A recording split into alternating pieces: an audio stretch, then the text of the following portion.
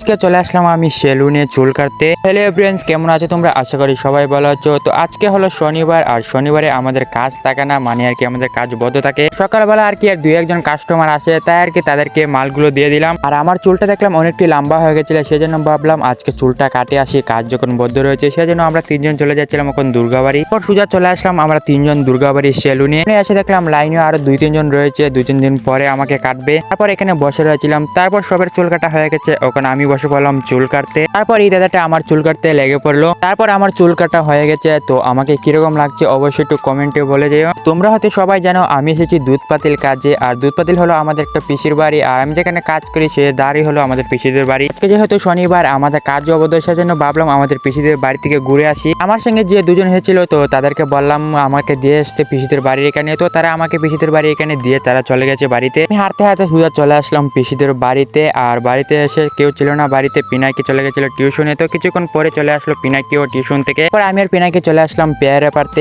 আর তোমরা কে কোথা থেকে ভিডিওটা দেখছো অবশ্যই একটু কমেন্টে বলে যাও।